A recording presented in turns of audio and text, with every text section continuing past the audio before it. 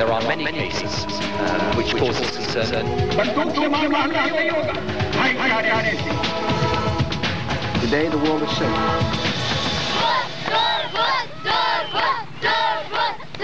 Hello and welcome to an all-new edition of The Big Fight. We are here on Ndtv 24/7. Well, it's a new innings, but the rules are much the same with a few innovations here and there, which you will see as we go along the next 60 minutes. But your weekend debate fix is now back on Ndtv 24/7.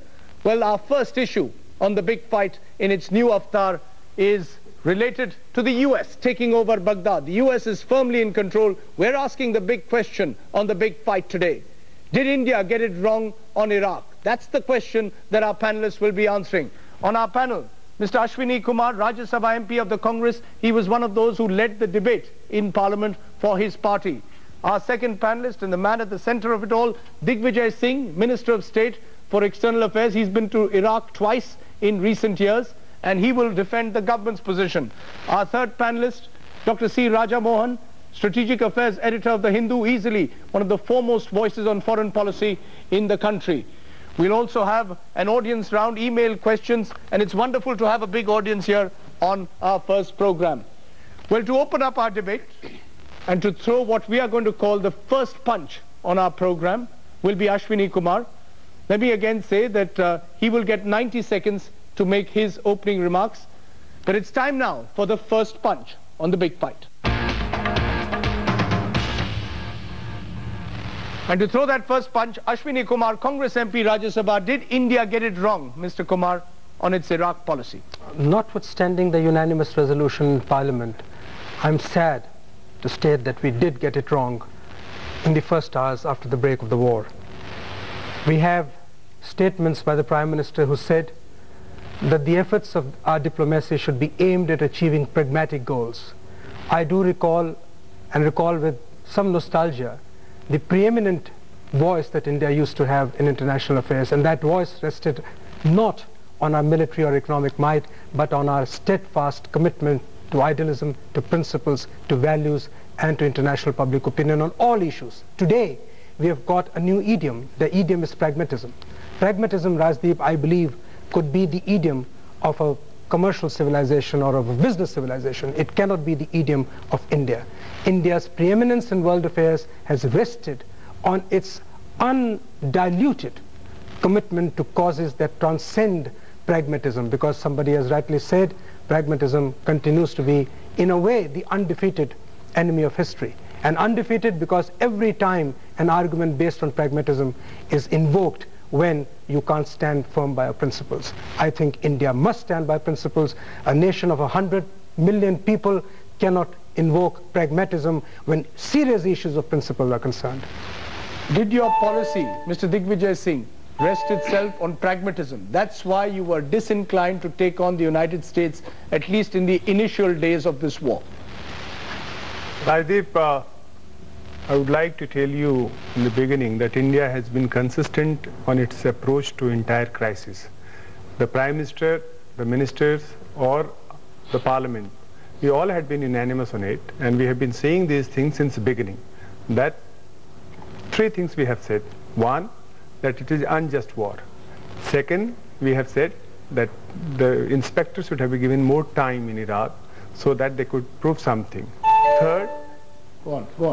Third, we have said that this war cannot bring any solution in Iraq crisis. Then Mr. Ashwini Kumar, how is your position different from that of the government? Are you simply being, like any good opposition, oppose the government for the sake of opposing? No, not at all. Our President has made it clear time and again that on issues of foreign policy, on issues of security of this country, on issues of India's vital interest, Congress will stand with the government. But here, a whole new shift, a new paradigm is seen in India's foreign policy, and we feel that in the long run, this kind of passive acquiescence in the invasion of Iraq will not inure to India's long-term interest, and therefore, that is why, and I think we are vindicated. He says his government has called it an unjust war. He says that his government has said that the United Nations should be the best mode of running Iraq in the future. How does that differ from the Congress policy on Iraq? government is in the seat of power. Government doesn't have to say only good things. It must act in accordance with what it feels. What is it that India has taken, or Indian government has taken, to assure the world that it stands upright in its defense of principles? Whenever we got an opportunity, we have said it, including the United Nations Security Council, where India had participated thrice, and every time we have made our point very clear there that we are not supporting this war. In fact, if I may just answer the minister, and I remind the minister that our ambassador to the UN is reported to have been instructed not even to use the word war, but to talk of outbreak of hostilities in Iraq. That's the extent of caving in to American pressure. This is debate of words. I'm not. This is for us to debate. I believe my friend Ashwani Kumar should not involve himself. You actually spent 2 days of Parliament debating whether you should say Ghor Ninda or Ninda. That's what I'm saying. That's another matter, wasting the taxpayers' money on that one little issue. Whether you should use the word deplore or condemn, Ghor Ninda or Ninda, but beyond semantics, Dr. Rajamohan. I want to ask Mr. Ashwani Kumar, I mean, I thought it was a bit interesting that he talks about principles, but if anyone who goes by the record of the Congress party, which has run this country for most of the time, the Congress governments did not condemn the Soviet intervention in Hungary. The Congress government did not condemn the Soviet invasion of Czechoslovakia. Ms. Indira Gandhi did not condemn the Soviet invasion of Afghanistan. So what is the principle that we're talking about? That because Russia was our friend, we were willing to keep quiet on what Soviet Union did.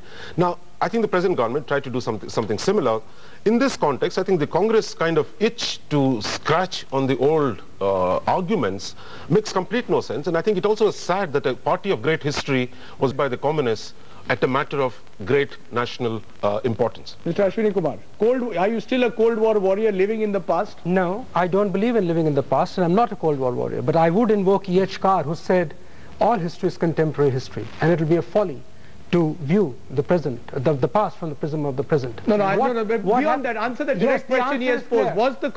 Did the Congress remain silent when Afghanistan was invaded, when Hungary was invaded, when Czechoslovakia was invaded, when Chechnya was invaded? Rajdeep, whatever Congress did is a matter of record, or what it did not do was a matter of record. All I'm trying to say is today the debate is on Iraq. 2 wrongs don't make a right. And if history is to judge us wrong at that time, so be it. But do you admit it was wrong? No, Would I'm you not. No, in I'm hindsight not, say that the Congress should have condemned the Soviet invasion of Afghanistan? I'll just make a point on principle, and that I think would answer Mr. Rajamohan. The point on principle is that there are no parallels in history. There are no 2 identical situations. At that point of time, the government of the day, viewing the overall situation of Afghanistan, saw it fit to do what it did. I today cannot justify the present situation in Iraq and our response thereto with reference to the past, or with reference to, I'm sure Mr. Rajamohan will bring in the 1948 resolution in the United Nations. I think the history is completely different. Context is completely different. Okay, we'll take a break. It's always difficult for congressmen to justify the past, because so many of them sometimes tend to live in the past. But we're going to take a break and then get the government perspective, because they have to deal with the present crisis. After the break, Digvijay Singh on where the government stands on its Iraq policy. I said...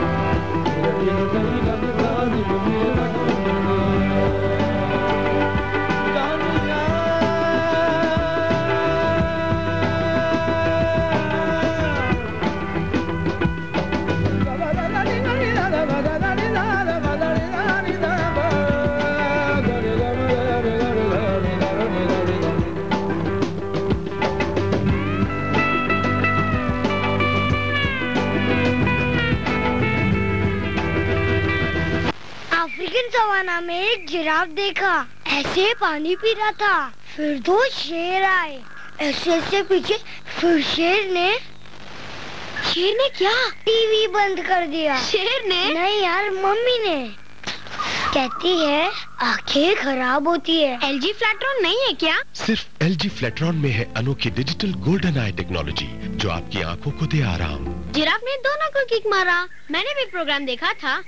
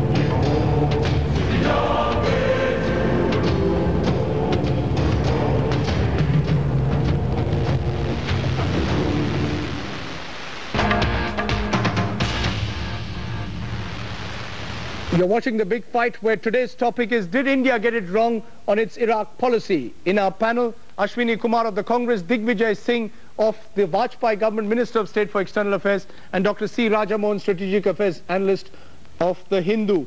Well, it's time now for our second round. It's called Counterpunch.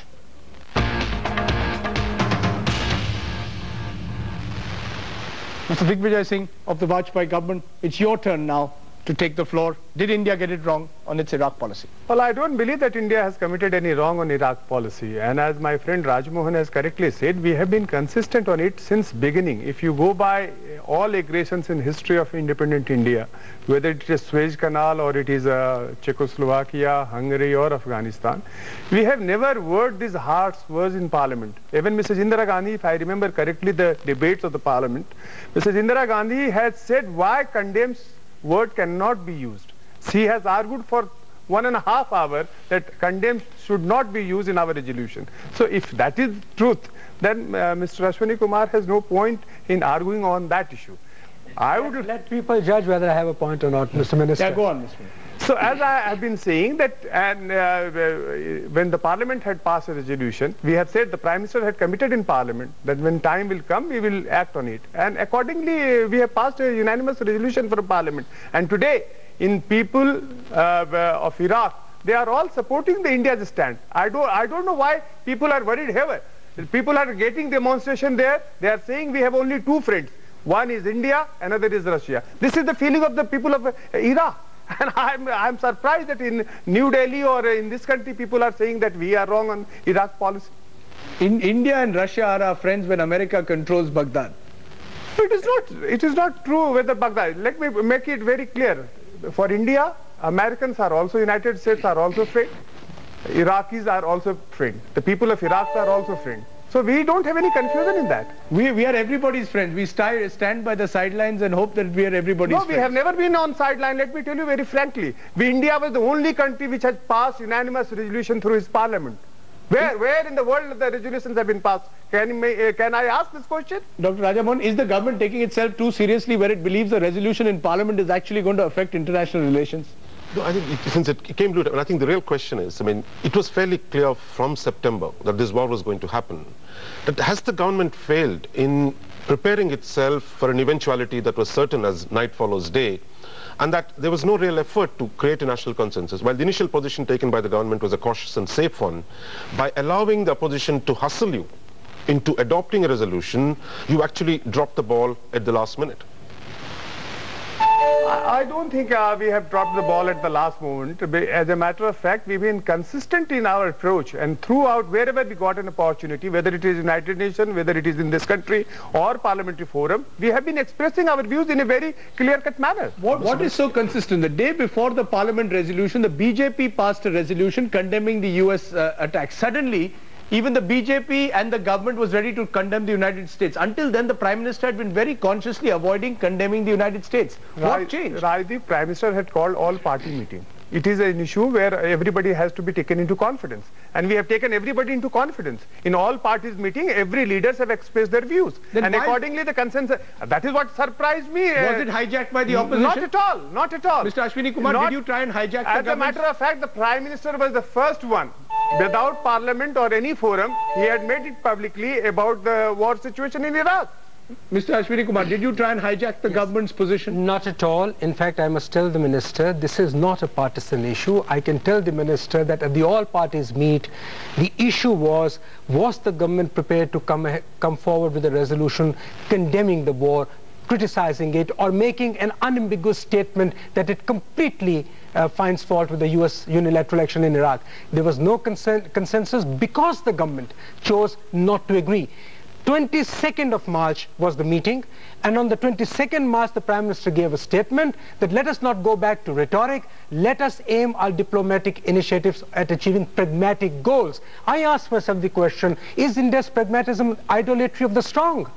What kind of pragmatism is this? Mr. Ashwini Kumar, would you have preferred to go down with Saddam Hussein? The tragedy was the Congress policy hustled the government into adopting a resolution the day the people of Baghdad were celebrating. Your policy has ended up pushing India, making India snatch defeat from the jaws of victory. I think all the old thinking in the Congress, I think, created a situation where India could have come out of this war with reasonably its position intact.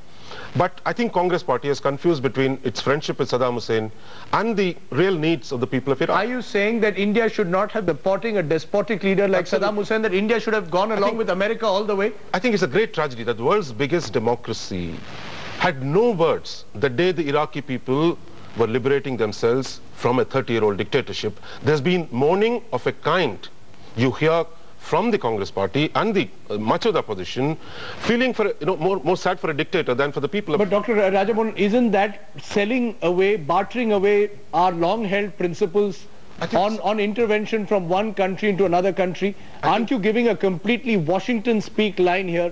Because I think Indian establishment as a whole had no time to understand the internal politics of Iraq. There's been no religious freedom in Iraq. The majority Shia community had been kept under the jackboot of a small minority. These are the facts which you're not willing to even look at. May I respond? Yes. Because I must. Mr. Rajamohan, I only want to respond by saying it is not a question of government being hustled by the Congress. On what other issues has government been hustled by the Congress? Foreign policy is always determined or declared by the government of the day.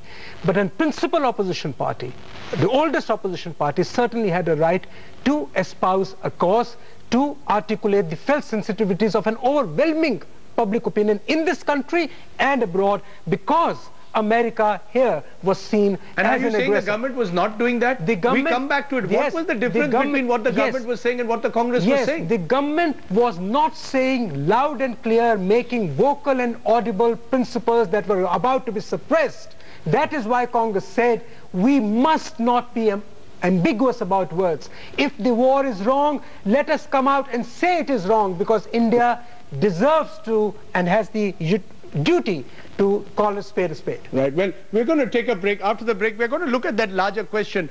India's stand on Iraq. What does that mean for future politics in the subcontinent, particularly Pakistan, Kashmir, and the larger equation in South Asia? More on that on The Big Fight.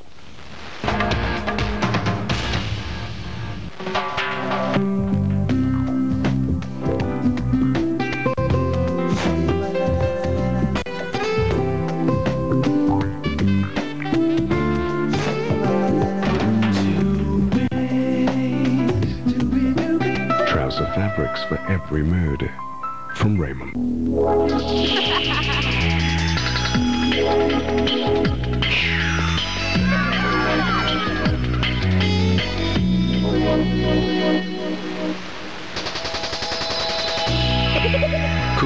solutions to help your business do better. Blue Star. Breathe easy. Blue Star 60 by 60 by 60 offer. In our 60th year, buy a Blue Star product and win 60 bumper prizes, 60 weekly prizes in just 60 days. Blue Star. Breathe easy. Hi, here's wishing Ndtv 24/7 all the very best. Some people have missed me while I was away. I've missed you guys on television, and I'm really, really glad that Ndtv is back, and I'll be watching it 20 hours a day at least. 4 hours I need to sleep. God bless you, Ndtv. जब ये समझने की जरूरत हो कि सच क्या है झूठ, ऐसे में चाहिए मुद्दे की बात, लेकिन यहाँ मायावती सटीक और सही खबर, चाहे कोई भी हो मुश्किल, हर पल हर घड़ी, सिर्फ खबर के पीछे सिर्फ सच से वास्ता। उस दिन जब ये घटना हुई उस दिन आपने शराब पी रखी थी? जी नहीं। सच के लिए सच्चाई के साथ अभिज्ञान प्रकाश सिर्फ एनडीटीवी इंडिया पर। Who says things slow down on the weekends? NDTV correspondents report live on the world as it turns. On Saturdays and Sundays, बहुत भयंकर घटना है. With the 9 o'clock news. Get in on the politics, sports, entertainment, and stories. This is the place where two terrorists were fighting. That affect all our lives. Kashmir देखा तो नहीं है, लेकिन सुना है जन्नत है. Keep up with the world on the weekend. Watch the 9 o'clock news. If you want to watch news, watch NDTV, okay? कुछ लोग बुझी हुई जिंदगियों को नए मायने देते हैं।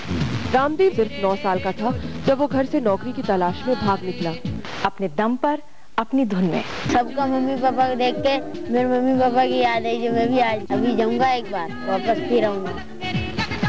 हम ऐसे लोगों को सामने लाने में कोई कसर नहीं छोड़ते। श्याम सुंदर जाली को जहां कहीं भी अनाथ और बेसहारा बच्चा दिखता है, वे उसे फौरन अपने घर ले आते हैं। अब तक वे 23 बच्चों को घर ला चुके हैं। यहाँ के बच्चों के सिर पर सिर्फ क्रिकेट की धुन सवार है। ये सचिन है और ये गांगुली, मोहम्मद कैफ और बेशक ये हरभजन सिंह है। आपकी पहल पर हमारी नजर। निधि कुलपति सिर्फ एनडीटीवी इंडिया पर।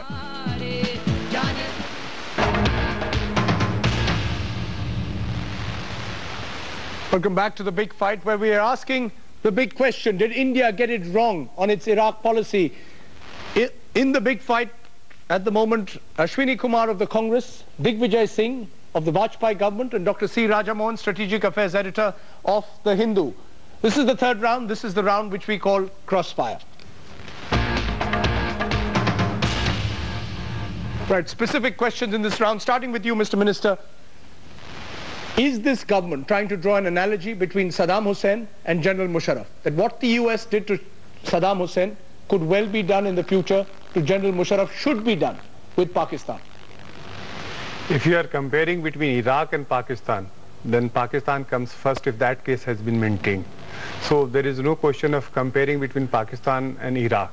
Iraq is a regime since last 30 years, and as Government of India has said several times, regime of a nation will be decided by the people of the country. Your minister, your senior external affairs minister, was quoted as saying that Pakistan is a fit case for a preemptive strike. That I have repeated. If you have seen my earlier statement, I have said the same thing. If choosing between Iraq and Pakistan, then Pakistan is a first case. You say that it is a fit case. Your defense minister, who is the leader of your Samta party, says that, on the other hand, that this is a casual statement, please don't take it seriously. Now you're repeating what, I mean, no, what is this government stand? Since you have asked this question, well, this is not a statement or policy of a government. It was said in a context that if terrorism has been a case for Iraq and case for Pakistan, then Pakistan comes first. If you go through the entire history of terrorism since last 1.5 years, you will find that all the planners of the 11th September are caught in Pakistan only. So what is the point of saying something when you're not in a position to do it? I mean, I think to get into a philosophical debate about preemption, who is a fit case for it, but why is the government talking about it? If it has the capacity and ideas, go and do what you want to do across the border in Pakistan. But by merely talking about it, haven't we made ourselves into some kind of a laughing stock around the world, that you're not actually doing something, all you're doing is just talk? Because it was in a debate where the foreign minister was asked in a debate which one is the fittest case. In that case, he has said it. He has not made it in policy, and as George Fernandez has correctly said, it was in a casual affair. So you mean this government can take foreign policy as casual no, statements? Not casual. Made in a debate? You say so. You talk so many things while you are debating in whether in Parliament or other in this forum. And when you say something, if you ask me whether for terrorism Iraq was the fittest case or the Pakistan was the fittest case, I will definitely say Pakistan. Mr. Minister, I think the problem is, given the fact that both the countries have nuclear weapons, and last June we came very close to a war, every word that the Foreign Office, you and your senior ministers say, is examined in detail by outsiders. So doesn't that make it important that what we say we should mean, rather than leave it for others to interpret? No, you are again keeping this entire question in a different context. What my minister has said in the Parliament or to the press when it was asked whether for terrorism, choosing between Iraq and Pakistan, which one is the fittest case? He said that of course Pakistan is the fittest case. That is what he has said. Where does the Congress stand on a preemptive strike? So far, no Iraqi has been caught in any extreme case or any violence in any part of the world. Would the Congress support the government in the case of a preemptive strike? If the government drew an analogy between Pakistan and Iraq, would the Congress support it? Let me answer this first by stating that the entire debate in Parliament and in this country and the opposition to the US war in Iraq is that international law, international public opinion, international sensitivity does not accept the doctrine of regime change or preemptive strike. Now, if you are going to accept that premise, and the minister rightly said that we don't believe in preemptive strike, but then when it comes to Pakistan, he says Pakistan is a fit case for preemptive strike. Now, here is a minister of external affairs who says Pakistan is a fit case for preemptive strike. Here is the Minister for Defense who said that there comes a stage in relations between nations when ideologies and principles have to be kept on a back burner. Here is the Minister of State for External Affairs who says, I repeat what my minister has said, the people of India have a right to know how are we going to react to Pakistan, what is our foreign policy, preemptive strike. Do you support a preemptive strike? Does the Congress support it or not? Congress will take its decision when it is in the seat of power. Congress today can't make a statement as widely as they do. Well, Rajiv, may I make it again clear that if we can't support the preemptive strikes to Iraq, how can we support the preemptive strike to Pakistan? What my minister had said in a different context, he had said for terrorism, if Iraq is being attacked, then Pakistan is the fit case to be attacked. That is what all he said. I think India has a history of both preemptive strikes and regime change. India changed the regime in Nepal in 1950-51 when we replaced the Ranas with the king. In Bangladesh, of course, we created a new country.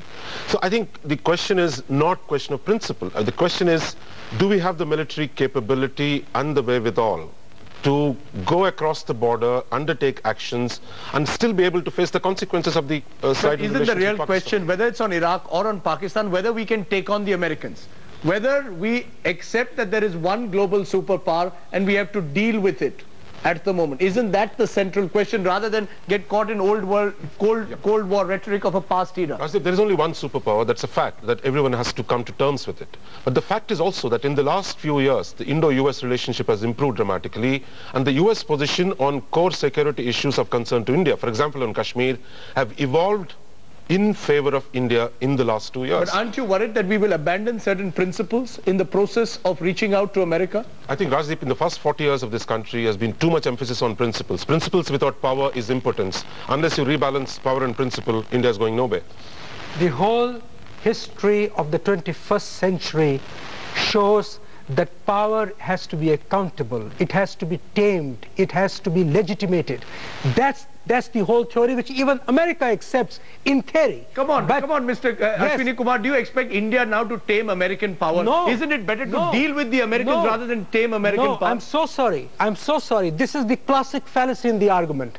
India is not in a position militarily to tame America, but India is in a position to lead public opinion against unleashing an untamed power on any nation, destroying the dignity of people, sovereignty of nations. For 40 years, we've tried to run a third world trade union while all the members have run away. Today, if India takes care of itself, it will take care of much of the third world, because the world's largest number of poor, largest number of illiterate, largest number of malnourished are in this country. Let's do something for ourselves before we preach how others should behave. Rajdeep, I only want to say this because I was reminded of John Dryden, who said, when the chosen people grew too strong, the rightful cause at length became the wrong. That's what is the argument of Mr. Rajkumar. Are you saying morality has no place today in international realpolitik? That's basically what you're saying. No, I'm saying there is room for morality, but talk about morality without any power for yourself. It's an impotent man talking about abstinence. But unless you have some power, your principles do not matter. Mr. Digvijay Singh, is there space for morality in international politics or not? I'm the one, on behalf of the government, I can say that we still believe that morality has meaning in our international affair. And as I have been saying, that it is not in today's or tomorrow. India had fought freedom struggle. And during that freedom struggle, if you remember correctly, Pandit Jawaharlal Nehru participated the Conference League Against Imperialism in 1927 at Brussels, where he has outlined India's foreign policy. When India will become independent, what kind of foreign policy will adopt? So an Indian Nehruvian foreign policy, a Gandhian domestic policy would support the kind of politics that Saddam Hussein unleashed, is it? Well, is that the morality? Well, as I have been saying since, we prefer democracy in any country. My choice will be for democracy. But what kind of a regime in a government, what kind of a regime in a country will be decided by the people of the country, not by an outside force. Let me repeat it again. It is important for me to clarify that condemning US action in Iraq is no defense of Saddam or of his ways or of his regime. No.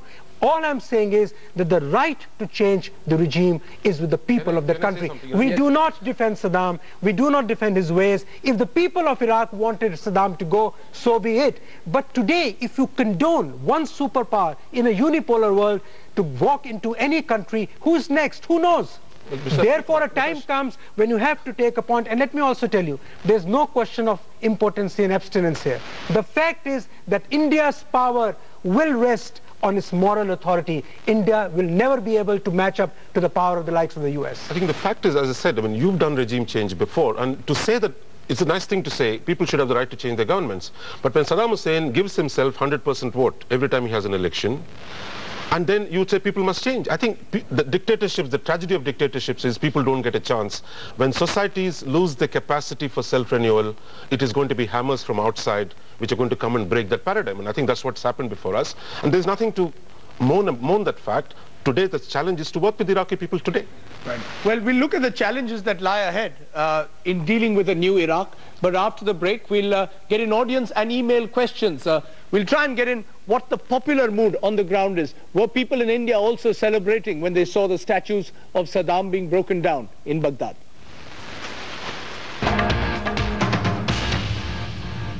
African savanna में एक giraffe देखा, ऐसे पानी P रहा था, फिर दो शेर आए, ऐसे पीछे, फिर शेर ने क्या? टीवी बंद कर दिया। शेर ने? नहीं यार, मम्मी ने। कहती है आंखें खराब होती है। LG फ्लैट्रॉन नहीं है क्या? सिर्फ LG फ्लैट्रॉन में है अनोखी डिजिटल गोल्डन आई टेक्नोलॉजी जो आपकी आंखों को दे आराम। जिराफ ने दोनों को किक मारा। मैंने भी प्रोग्राम देखा था। 100 करोड़ से ज्यादा लोग और सवालों की भरमार, राजनीति की मार। आपका सवाल हमारे हृदय को एक और चोट पहुंचा गया। बेलगाम बाजार, आवाज उठाने की बात है। उदासीन सरकार, लेकिन आप नहीं ला सकते। Do you get inspired by him? अपनी आवाज बुलंद कीजिए। How intense are you off screen? खुलकर सवाल कीजिए। And I'm a really intensely romantic guy. नेताओं से, अफसरों से, कलाकारों से, खिलाड़ियों से। पैसा वसूला गया, सिंहासन डोले जब इंडिया बोले। In a suicide attack, terrorists target what they hate most about India, the parliament. The firing now intensifying. One of the militants ran from gate 1. Fortunately, he missed me, but got my camera. You create a rope. Army was called in to protect the members of the parliament. People are lying injured at Loya Hospital. They risked their lives getting us those pictures and shots. They are shaken, but they are well tonight.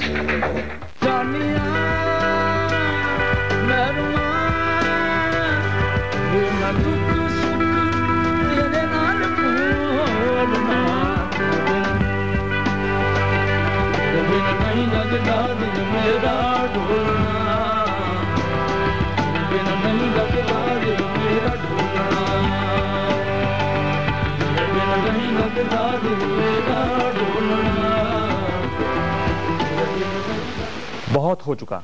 सुनते सुनते कान पक गए कि भारत में सवाल ही सवाल हैं, जवाब नहीं मिलते। सिर्फ खुद को डर हो रहा है।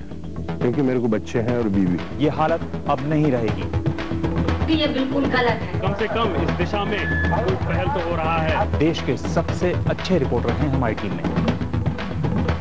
भारतीय सेना ने लाइन ऑफ कंट्रोल पर अब पूरे साल रहने का फैसला किया है। हम सच को कहीं से भी ढूंढ के निकालेंगे और हर किसी को जवाब देना होगा आपके सामने। बम ब्लास्ट की जानकारी लेने वाले लोग जो है यहाँ पहुँचे हैं। ट्रेनों के ऊपर सफर करना एक अपराध है। हम हैं आपके साथ और वक्त है कुछ नया करने का। अभी भी दलितों को वोट डालने नहीं दिया जाता है। हम विश्वास करते हैं कि इस रंग से भारत की प्रतिमा और भी निखरेगी। ये लड़ाई है हर रोज की और साथ मिलकर लड़ने का मजा ही कुछ और है। चलिए हमारे साथ। दिबांग सिर्फ एनडीटीवी इंडिया पर।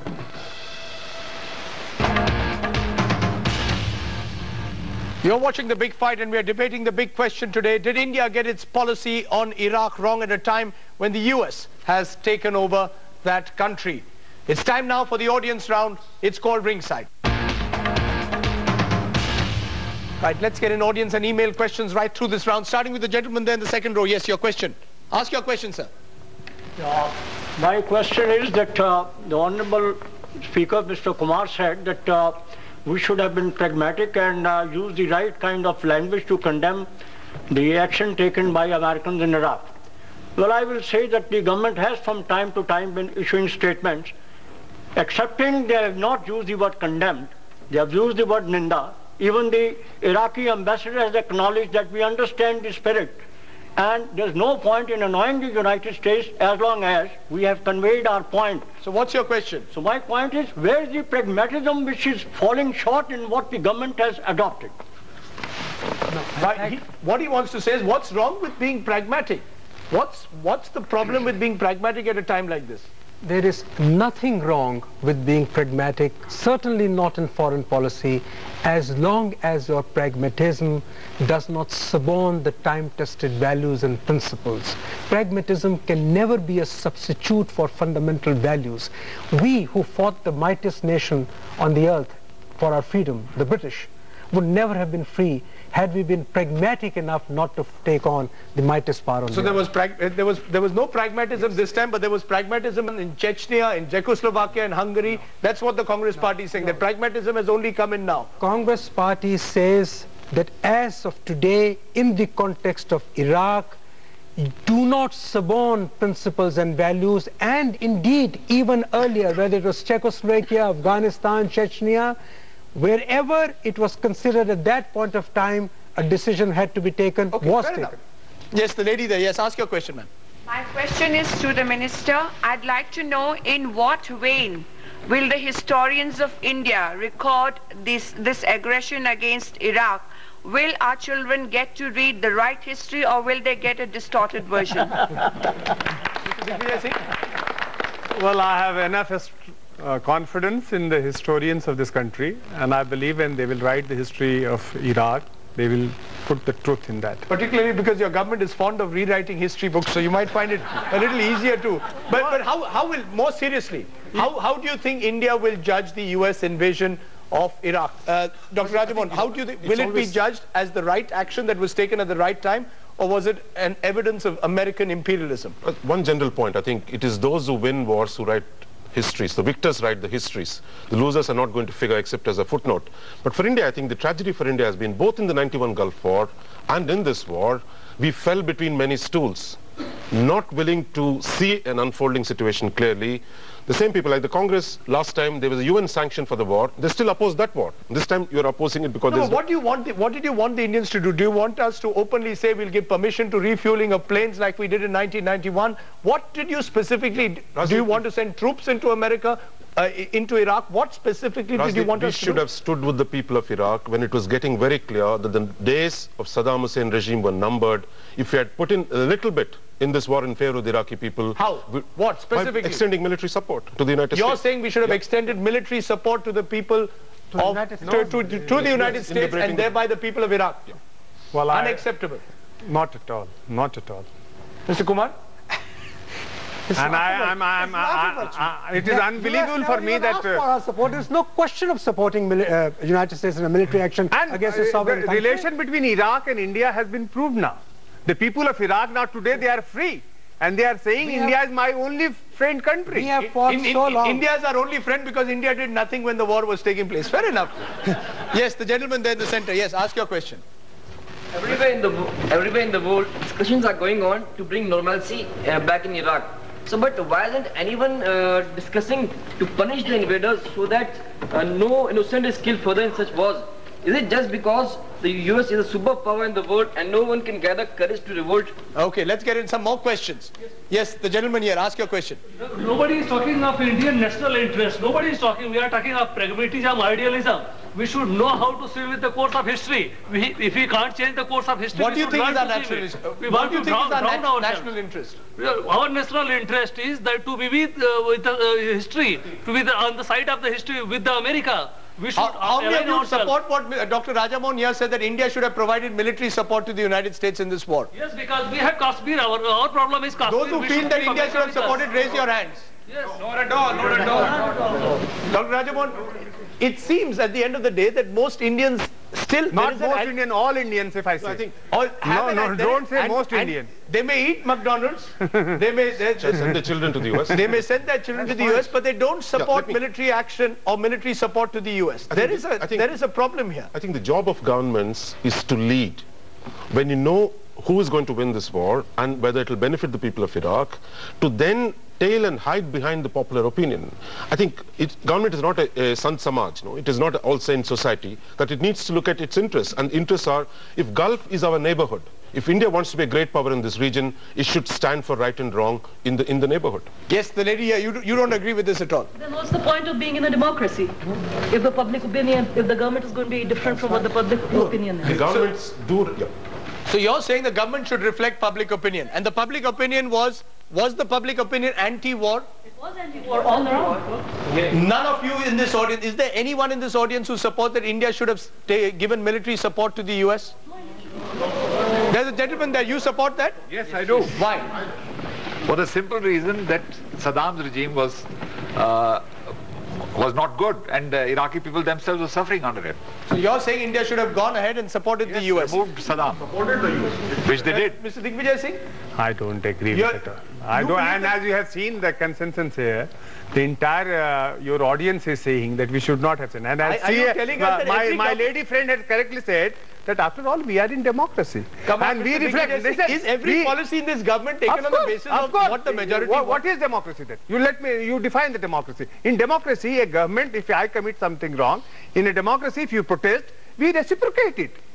And we change ourselves accordingly to the desire of the people. Democracy is not about handing over policy issues to referendum every time. Let's look at Tony Blair. His party was opposed to the war. His parliament was opposed to the war. 70% of the people were opposed to the war. He was a leader. That is leadership, to stand and justify what the government is doing and convince its people, and not just kick the ball to say, look, people are against it. Okay, fair enough. The gentleman in the t-shirt, you want to ask a question? Yes. I want to ask a question to Honorable Minister. Instead of bandwagoning with USA for high technology transfer, India followed the ideologically driven foreign policy by deploring USA. Don't you think India is guilty of miscalculating foreign policy priorities?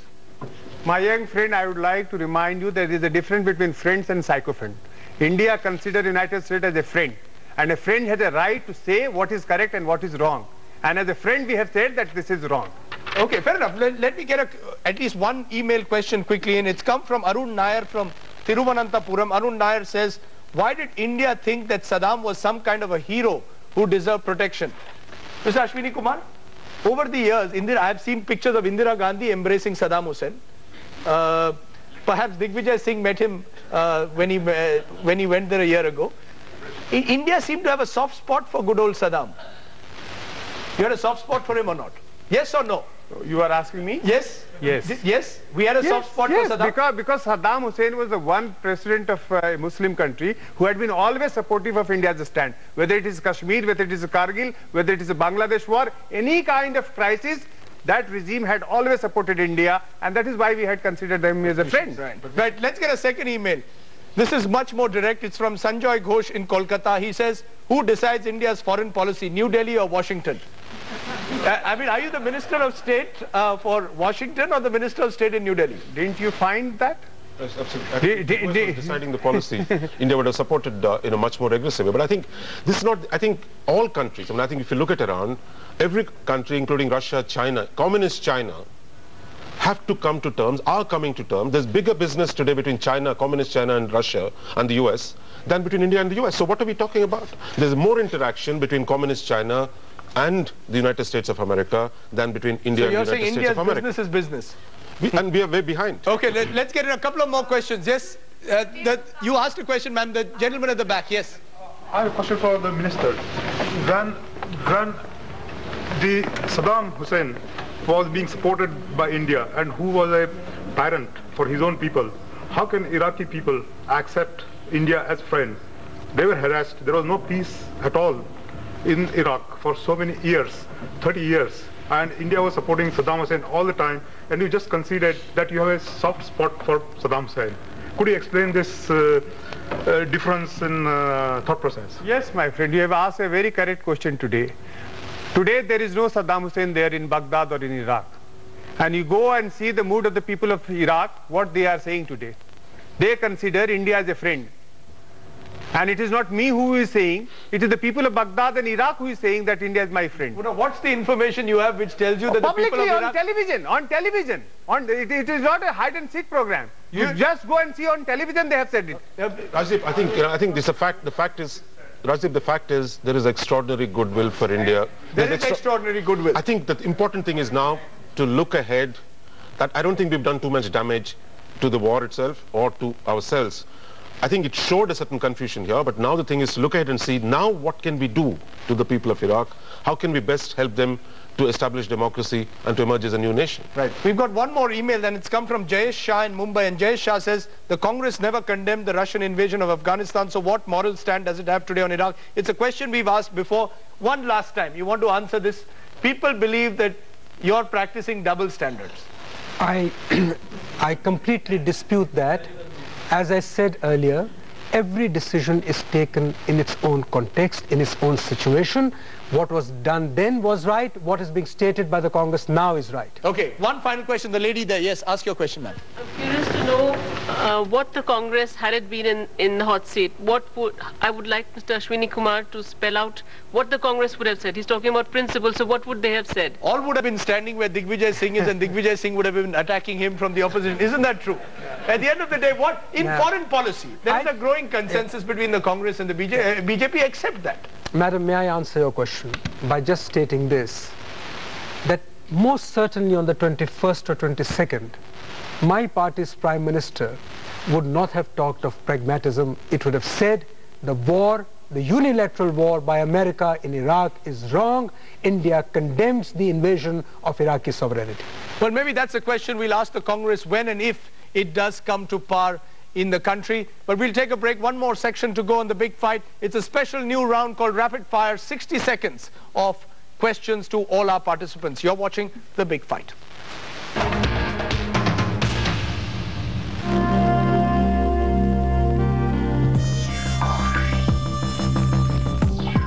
Men in box, simply irresistible. A story is not a story unless you know how it's going to end. Find out not just what the story is, but where it's moving with Newsnight. 30 minutes of hard news. Let's set the ground rules. He's on the defensive. Hard analysis. Bottomless pit. And first-hand accounts. The tapes are genuine and not doctored. So you know what's going to happen next in the story. Life goes on. Every story. Newsnight. It's hard news. Are you tough enough? So it is. Shorter story. We are basically doing everything that everybody wants to do on a mission. No love, no glory. Kopna Charwa, mission specialist. No hero in her sky. We have a deploy and a retrieve of a Spartan satellite.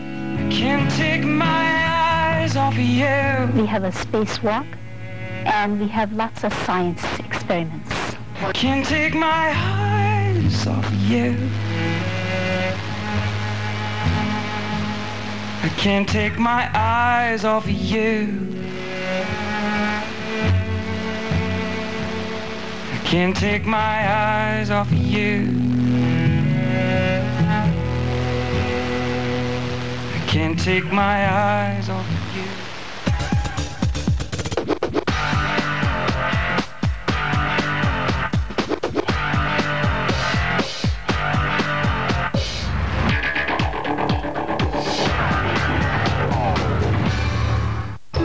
हमारी ताकत है आपका भरोसा। बंदूकों और मशालों के साथ हर पल हर घड़ी। आतंकवादी ने यहाँ ग्रेनेड अटैक किया, इसलिए हम दिखा पाते हैं। हम जाएंगे तो पैजामा कुर्ता टन के जाएगा। जिंदगी से जुड़ी खबरें। यह दुर्घटना इंजन ड्राइवर के कारण हो सकती है। जिंदगी को जोड़ती खबर, हर खबर की खबर। क्रिकेट में बात करने से कुछ होता नहीं। इंडिया चप्पे चप्पे पर नजर। प्रसून वाजपेयी सिर्फ एनडीटीवी इंडिया पर। 30 minutes is all it takes for the world to change. Ultimatums can be issued. Saddam Hussein and his sons must leave Iraq within 48 hours. Wars are fought. Make and unmake governments can never be a satisfactory solution. Champions are born. Secrets are shared. Seems to have come a full circle. I talk a lot. In 30 minutes, the world can be a different place. 30 minutes is all it takes. Keep track of the changes.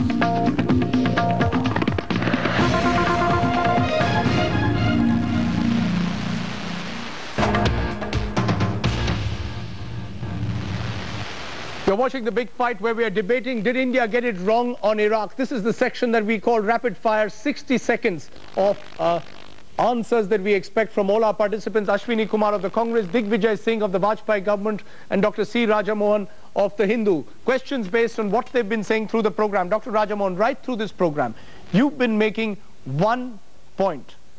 And that point is that Indian foreign policy cannot be impotent. It must shed the baggage of the past. It must look ahead to the future based on pragmatism. Absolutely. I think India should move from the past emphasis on power of the argument to argument of power. But Dr. Rajamohan, in the process, where does morality go? You have at no stage in this debate been able to answer that question about what about the moral question of one country invading another without really having the support of the international community. I think the higher morality for India is to strengthen itself, to make itself more relevant in the world, and that's not going to come from empty rhetoric of the kind that we've seen in the past. But what happens if today it is Baghdad, tomorrow it were to happen in the context of India, it was to happen in the context of Kashmir? Would it weaken our position? India is not Iraq, New Delhi is not Baghdad. India is a great civilization, a great power, a billion people. So is Mesopotamia, so is Iraq. No, it's not. In fact, the tragedy of Iraq has been such a great civilization has come under the dictatorship. India remains a democracy, and no one has pushed a democracy as the US has done with the dictatorships. Okay. Dr. Rajamohan, your time is up. Ashwini Kumar, let's come back to the question that is being asked of the Congress again and again. Were you trying to be an opposition only for the sake of opposing? I said it earlier, I repeat it with all the conviction at my command. We were not being opposition for the sake of opposition. We have repeatedly said, and Sonia Gandhi has repeatedly said, that when it comes to India's crucial interests, Congress will stand by the government, let there be no doubt. But But right through this debate, hasn't it only been about semantics? Did the government use the word condemn? Why didn't it go public with the fact that it condemned the US invasion at a time when the Vajpayee government had made it clear that war was not the best means to tackle the Iraq situation? It says nothing of that kind, Rajdeep. I have repeatedly said that there is a duty cast on each one of us to proclaim from time to time what one believes in, to condemn what one disagrees with. India needed to say, India is a nation of 100 million, a great civilization, as Rajamohan said. And what made our civilization great? Because it stood on principles. Let there not be a doubt that whenever would Sonia Gandhi have done? Sonia Gandhi would have Sonia Gandhi have said that if she was the Prime Minister of the country? Sonia Gandhi would have stated loud and clear that we disapprove of American aggression and infraction of Iraq's territorial sovereignty. Only disapprove. And condemn. And condemn. Okay, condemn, not disapprove. Because they can't be Digvijay semantics. Singh, right through this debate, you've tried to make it out to be that your government has been consistent in its policies. At the same time, we have seen that your defense minister, your foreign minister, and the Prime Minister have spoken in different voices, particularly on the contentious issue of preemptive strikes equating Iraq with Pakistan. As you have correctly said, I again repeat that we have been consistent on our foreign policy. Consistently inconsistent? No, consistent on entire foreign policy. And let me tell you, it was the Vajpayee government who has taken entire nation behind its foreign policy. Entire parliament had passed a common resolution. Will you accept, though, that that resolution was in a sense hijacked by the opposition? No, that you were moving in another direction and the opposition forced you to condemn the American invasion? That is the problem. If you go through the entire statements of the Prime Minister throughout from United Nations to the Parliament or to any public functions, wherever he has spoken the mind of the India, he has said all these things. What will be your approach to the new regime in Baghdad? Well, my approach will be to new regime to Baghdad, that there should be a democracy in Baghdad, number one. If there is a delay in democracy, then United Nations should intervene and there should be a consensus there so that we can all rebuild Baghdad. And you actually believe that Washington would hear our voice after the fact that we did not militarily intervene as Mr. Rajamohan had asked us to do in this Iraq conflict? I believe that a day will come when our voice will be listened. And you still support we should have gone in for military intervention? I think what passed is what now we should have done a lot of things, but now there are a number of things India need to do now. Extend assistance, send peacekeeping troops, and help the Iraqi people establish democracy and civil society in that country. Final comment, Mr. Ashwini Kumar, what do you think India should do now? India should give the maximum humanitarian assistance to Iraq, and India must continue to remain steadfast to values and principles in international policy making. Mr. Digvijay Singh, will you make another trip to Baghdad soon? Well, if time demands, we will not hesitate it. But let me tell you, we have already given 100 crore rupees worth as assistance to Iraq, to the people of Iraq, and it has been sent to them through various channels, including the medicine, as Rajmohan has said, medicine, food, these things are given. Will we be taken seriously by Washington after this? Definitely. I think, look, I think we didn't do damage we didn't work against the Americans. We might have made fools of ourselves, but we not made any damage to the outcome of the war. And in that sense, in so far as we chose finally through Parliament to condemn US aggression, we did not as a nation make a fool of ourselves, but the government baffled initially. And history is known to humble men. Did we score a self-goal or not? Did we score a self-goal or not? We are notorious for scoring self-goals in foreign policy.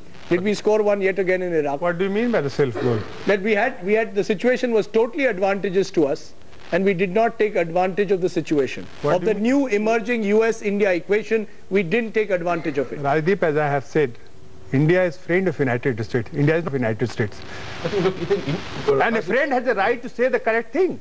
It is what the friendship demands. Is this government a friend or a sycophant of the United States? You can disagree without being disagreeable. We are not sycophants. We will never be sycophants. I think the worst is to be irrelevant. I think here is the Indian Ocean, the Gulf, as natural part of India's sphere of influence. And here was a conflict, we remained irrelevant, and I think that is the tragedy. I think the challenge now for India is to come back to be a relevant player in your own neighborhood in the Gulf, which is so central to us. Be honest, are we irrelevant in general, though, in global foreign policy? I think there is hope. No. Does our voice count at the United Nations? Does it count in international fora? If it will count, if we be more assertive and take positions. It used to count because we were known to have taken positions. I knew the Congress would go back to the past at the end of the week. You always talk in the past. We are proud of our past. We laid the foundations of our foreign policy. Nobody can dispute that. Mr. Minister, are we irrelevant in foreign policy? No, not at all. We are relevant. And if we are not relevant, then why our voice was shared by most of the 2/3 of the country of the globe? I think, Rajdeep, you count more today than all the previous 50 years because you were not trading with the rest of the world. Your economy was inward looking. In the last 10 years, thanks to the policies of the Congress and the succeeding governments, and including the BJP, that today is becoming India is becoming an economic power. That is the base on which you're going to be counted, and not empty resolutions in the Parliament and the third world rhetoric of the past. Right. Well, that's the note on which we must end this program. Thank you all very much for joining us on our all-new Big Fight. Here's a reminder that you can really participate in this program by emailing us, feedback@ndtv.com. You can also SMS us at 6388. Remember, 2 days before we go to the Big Fight on Saturday, we will be putting up the topic for the week on our website, ndtv.com. It will also be on our channel, so you can participate by emailing us or SMSing us to tell us exactly what you feel. Send us your name, your place, and we'll try and carry as many emails as possible on the Big Fight. Thank you all very much for supporting this program. We are back, and we'll be back every Saturday and on those new times that are coming up on your screen. Do join us on The Big Fight, your weekend debate fix. We leave it at that. Thank you all very much for joining us once again on the program. We'll be back next week with another debate, another topic. Goodbye.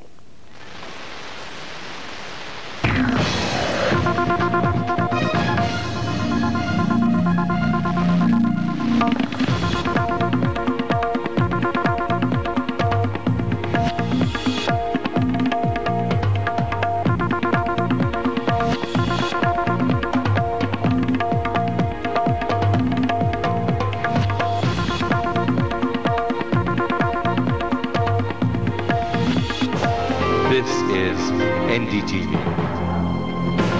and you're watching NDTV 24/7.